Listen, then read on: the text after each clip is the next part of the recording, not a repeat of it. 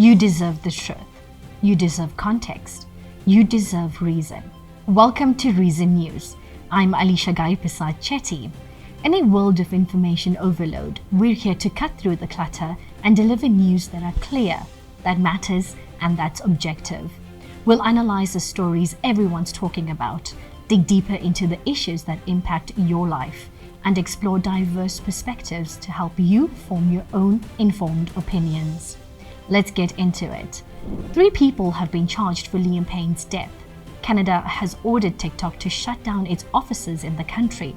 Internationally, we're diving deep into the shocking aftermath of the 2024 US election.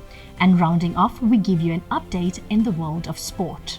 There was breaking news out of Argentina today as 3 individuals have been formally charged in connection with the tragic death of singer Liam Payne.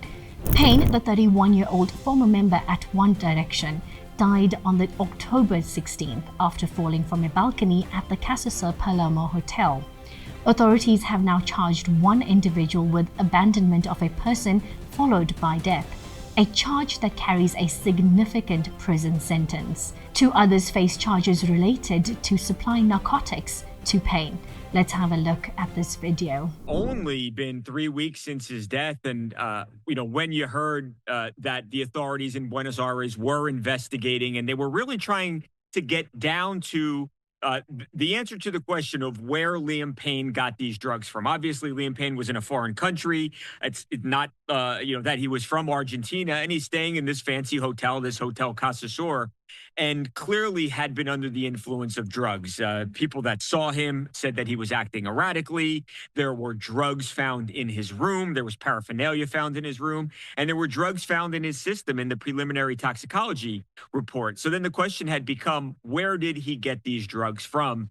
And now today, 3 people are under arrest and have been charged in Buenos Aires, and 2 of them being directly connected to him actually allegedly getting drugs. So one of the people is a housekeeper from the hotel. Authorities believe that this person, this housekeeper, delivered drugs to Liam Payne by way of a hotel soap box. That this housekeeper stuffed drugs into this soap box, and that's how she was then able to deliver the drugs to Liam Payne. There's somebody else who was allegedly a drug dealer who on October 14th, just 2 days before Liam Payne tragically falls to his death, this person is accused of bringing drugs to the hotel and supplying Liam with drugs.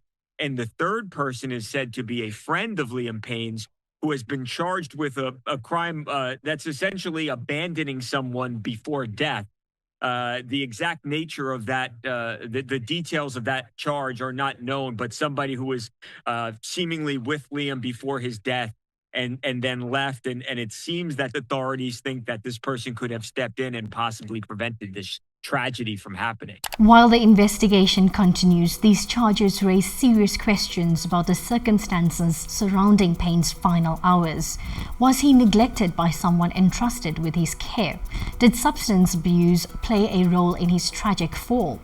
Liam Payne rose to fame as a member of One Direction, one of the best-selling boy bands of all time. His talent and contributions to the music world will deeply be missed. We'll be following the story closely and bringing you the latest developments as they unfold. This is a developing story that has shocked fans worldwide and left many searching for answers. What are your thoughts? Please share it with me in the comments below. Now, TikTok, the social media giant, just got served a major blow by the Canadian government. Citing security risks, Canada has ordered TikTok to shut down its offices in the country. This drastic move comes amidst growing concerns about TikTok's parent company ByteDance and its potential ties to the Chinese government. Canadian officials are worried about the possibility of user data being accessed and exploited. Let's look at what CBC News has to say about this. Shutting down those 2 offices in Toronto and in Vancouver. This on the advice of Canada's security and intelligence community. Now, in February 2023, we know the Canadian government banned TikTok from government phones. And then after that, they launched a national security review of the app. So this is basically the result of that that review that showed that activities by TikTok jeopardize Canadian security. But Innovation Minister François-Philippe Champagne wouldn't go further than that. The decision we took was to protect the national security of Canada on the basis of the analysis that we conducted with our security services. And we came to the conclusion that these activities that were conducted in Canada by TikTok at their offices would be injurious to national security. I expect everyone to understand that when it comes to national security, there could be no compromise. While Canadian users can still access the app, this shutdown sends a strong message about the government's stance on data security and foreign influence. TikTok has vowed to fight the order, setting the stage for a potential legal battle.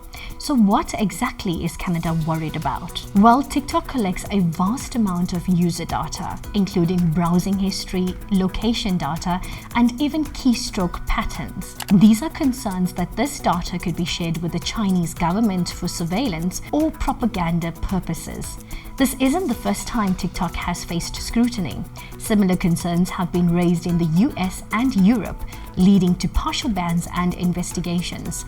Canada's decision could influence other countries to take action as well. Now, internationally, Donald Trump is back in the White House, folks. But the big question on everyone's mind is, does Trump 2.0 spell doom for democracy as we know it? Let's break it down. The Trump effect. Trump's win has sent shockwaves across the globe. Critics warn of an existential threat to democracy, and his campaign promises to include some pretty radical changes to the US government. The world's richest man played a huge role in Trump's victory. Elon Musk pumped a whopping $132 million into Trump's campaign. Let's have a look at this video. In addition to having won the battleground states of North Carolina, I love these places, Georgia, Pennsylvania, and Wisconsin, we are now winning in Michigan, Arizona, Nevada, and Alaska, which would result in us carrying at least 315 electoral votes. But victories for the Republicans in Pennsylvania, North Carolina, and Georgia, 3 of the 7 critical swing states, means hopes of victory for Kamala Harris turn increasingly slim. Trump's impressive gains in these states underscores his broad appeal across diverse voter groups. Trump had a work of praise for his deputy, J.D. Vance, and his family who joined him on the podium.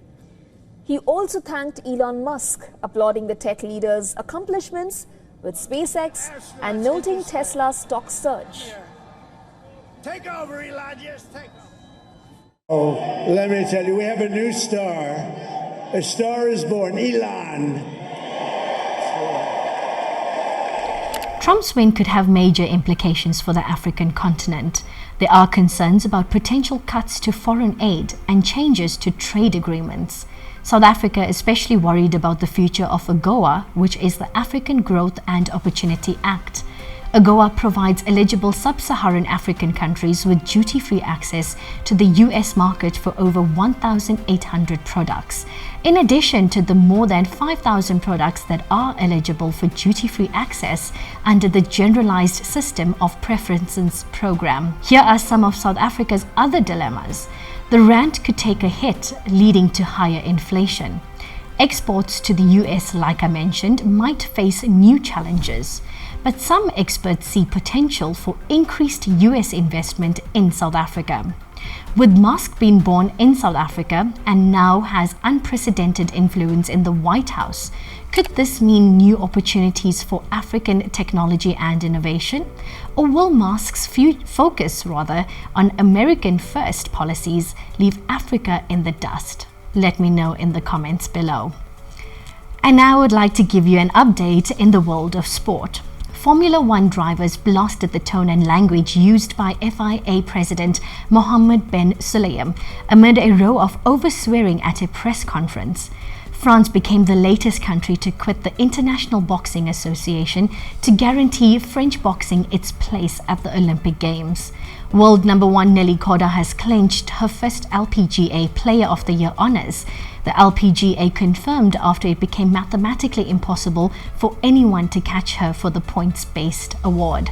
And the Premier Soccer League PSL chairperson Dr. Ivan Koza has revealed that the prize for Betway Premiership winners will walk away with an impressive 20 million rand prize. That's all for today, but the conversation continues. We encourage you to share your thoughts on today's stories in the comments below. And don't forget to subscribe to Reason News and hit that notification bell so you never miss an update. We're committed to bringing you the news that matters without the hype and without the hidden agendas. Thank you for joining us on this journey to make sense of the world. Until next time, stay informed, stay engaged, and stay curious. This is Reason News.